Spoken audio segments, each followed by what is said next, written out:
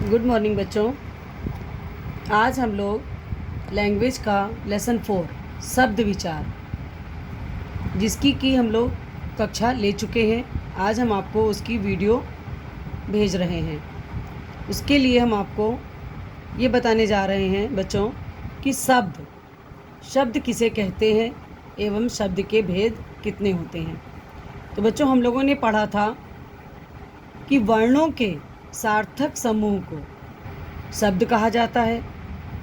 इसी आधार पर शब्द के दो भेद किए गए हैं। पहला है सार्थक शब्द और दूसरा है निरर्थक शब्द। सार्थक का अर्थ होता है बच्चों जिसका कुछ अर्थ हो, उन शब्दों को सार्थक शब्द कहते हैं। निरर्थक अर्थात बिना अर्थ वाले शब्द, जिनका कोई अर्थ नहीं निकलता, वो निरर्थक शब्द कहलाते हैं। तो बच्चों, व्याकरण के आधार पर सार्थक शब्दों को ही महत्व दिया गया है, अर्थात व्याकरण में रखा गया है। उसके पश्चात हम लोगों ने सेकंड क्वेश्चन लिखा था बच्चों कि शब्दों के भेदों का क्या आधार है। शब्दों को बच्चों निम्नलिखित आधारों पर वर्गीकृत किया जा सकता है। पहला उत्पत्ति के आधार पर, दूसरा है रचना के आधार पर, तीसरा है प्रयोग के आधार पर और चौथा है अर्थ के आधार पर। इसको हम लोगों ने बहुत ही संक्षिप्त वर्णन किया है, लेकिन हम लोगों ने अपनी क्लास में इन सभी चारों पर पूरी तरह से रीड किया था, पढ़ा था और ये देखा था कि उत्पत्ति के आधार पर कितने शब्द होते हैं और रचना के आधार पर, प्रयोग के आधार पर, अर्थ के आधार पर बच्चों हम लोगों ने देखा है कि पर्यायवाची, विलोम, वाक्यांश, भिन्नार्थक, एकार्थक, ये सभी जितने भी हैं ये किस में आते हैं? अर्थ के आधार पर। इनको भी हम लोगों ने डिटेल में पढ़ा है। उसके पश्चात हम लोग आते हैं क्वेश्चन नंबर 3 की ओर। बच्चों, उत्पत्ति के आधार पर किए गए शब्द भेदों को लिखो। ये आपका अभी हम लोगों ने जो ऊपर क्वेश्चन नंबर 2 पढ़ा उसका पहला है, उत्पत्ति के आधार पर। तो बच्चों, उत्पत्ति के आधार पर, उत्पत्ति की दृष्टि से हिंदी भाषा में 5 प्रकार के शब्दों का वर्णन है। पहला है तत्सम शब्द, दूसरा है तद्भव शब्द, तीसरा है विदेशी शब्द, चौथा है देशज शब्द, पांचवा है सकर शब्द, अर्थात जो मिश्रित शब्द होते हैं जिसमें कि विदेशी भाषा से और देसी भाषा से अर्थात हिंदी से मिले हुए शब्द होते हैं, उन्हें सकर शब्द कहते हैं। इसके पश्चात हम लोग क्वेश्चन नंबर 4, क्वेश्चन नंबर 4 है बच्चों, रूढ़ शब्द और यौगिक शब्द में क्या अंतर है, स्पष्ट करो। तो सबसे पहले हम लोग रूढ़ शब्द लिखेंगे और उसके बाद यौगिक शब्द।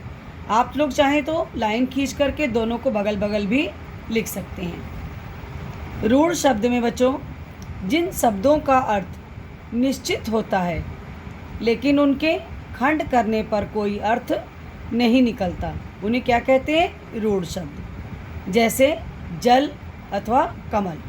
जल में देखिए, अगर जा को और ला को हम लोग अलग अलग कर देते हैं तो उनका कोई अपना अर्थ नहीं होता। उसी प्रकार से कमल में का, मल, अगर तीनों वर्णों को हम अलग अलग लिखते हैं तो उनका अपना कोई अर्थ नहीं निकलता। उसी का सेकंड पार्ट है बच्चों, जिसका हम लोगों को अंतर लिखना है। यौगिक शब्द कैसे होते हैं? तो जो शब्द एक से अधिक शब्दों अथवा शब्दांशों के योग से बने हों उन्हें यौगिक शब्द कहा जाता है।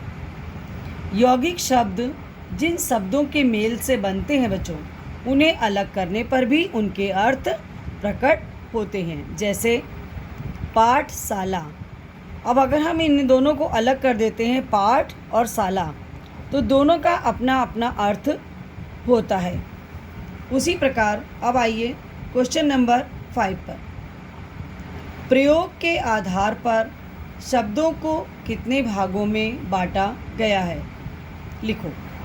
आंसर है बच्चों, शब्दों को प्रयोग या व्याकरण की दृष्टि से 2 भागों में बांटा गया है।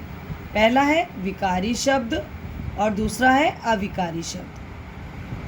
पहली हेडिंग डालेंगे हम लोग विकारी शब्द। अर्थात जिनमें विकार आ जाए, अर्थात जिनमें परिवर्तन हो जाता है, जो बदल जाते हैं।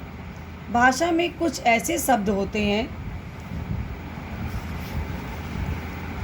जो लिंग, वचन, कारक आदि के प्रभाव से बदल जाते हैं, उन्हें विकारी शब्द कहते हैं। जैसे बूढ़ा, तो जब हम प्रयोग में लेना चाहते हैं तो इसको हम लोग बदल भी देते हैं, बुढ़ापा, बुढ़िया आदि। नेक्स्ट देखिए, अविकारी शब्द। अविकार अर्थात विकार रहित, जिसमें परिवर्तन नहीं होता, परिवर्तन रहित शब्द होते हैं, जिनमें लिंग, वचन, कारक आदि के कारण कोई भी बदलाव नहीं आता और प्रत्येक दशा में वो एक जैसे रहते हैं, उन्हें अविकारी शब्द कहते हैं। जैसे धीरे धीरे, इनको हम जहाँ भी प्रयोग करेंगे वो ये शब्द उसी तरह से प्रयोग किए जाएंगे, ये इनमें परिवर्तन नहीं आएगा। बच्चों, इस तरह से हमारे ये क्वेश्चन नंबर 5 तक हम लोगों ने किए हैं। उसके बाद हम लोगों ने इस लेसन का अभ्यास कार्य किया है बच्चों।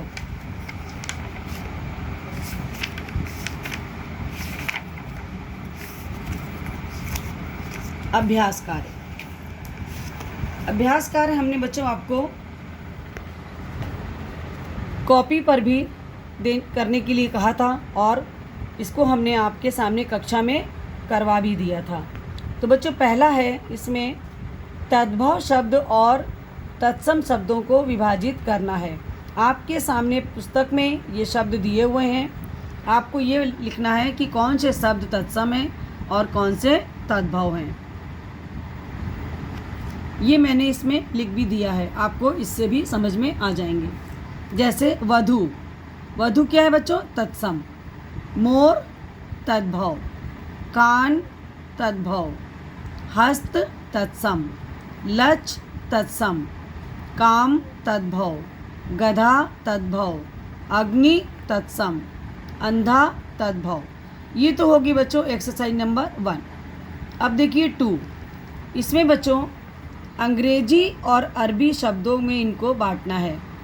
देखिए उसी तरह से इसमें भी शब्द लिखे हुए हैं। जैसे फीस, फीस कौन सा है? अंग्रेजी शब्द है। कागज अरबी शब्द है। क्रिकेट अंग्रेजी शब्द है। गरीब अरबी शब्द है। टेलीफोन अंग्रेजी शब्द है। राशन अरबी शब्द है। बेगम अरबी शब्द है। शादी अरबी शब्द है और डॉक्टर अंग्रेजी शब्द है। उसके बाद आपके पास थी एक्सरसाइज नंबर 3 बच्चों। यहाँ पर एक घड़ा बना हुआ है, उसमें रूढ़, यौगिक और योग रूढ़ शब्दों को लिखा गया है। इनमें से आपको निकालकर अपने रूढ़ और यौगिक और योग रूढ़ के सामने सामने लिखना है। तो बच्चों रूढ़ शब्द में आप लिखेंगे जल, हाथी, शेर, पेड़। सेकंड है बच्चों यौगिक, यौगिक में लिखेंगे शरणार्थी, पाठशाला, विद्यालय, रसोई घर।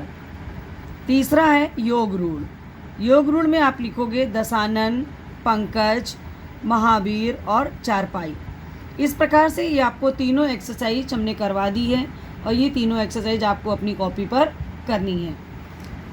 इसके पश्चात बच्चों चौथा है अर्थ के आधार पर। इसमें है बच्चों विलोम शब्द, अनेकार्थक शब्द, अनेक शब्दों के लिए एक शब्द, एकार्थक प्रतीत होने वाले शब्द, श्रुति संभिन्नार्थक शब्द और पर्यायवाची शब्द। जिसमें से आपको मैंने बताया था बच्चों विलोम शब्द और अनेकार्थक, अनेक शब्द, एकार्थक, श्रुति सम, इन सभी में आपको 10-10 शब्द अपनी कॉपी पर लिखने हैं और याद करने हैं। अभी लास्ट में हमने आपको पर्यायवाची शब्द कराया है। पर्यायवाची शब्द बच्चों आपके ये कई वर्गों में विभाजित हैं, इसलिए प्रत्येक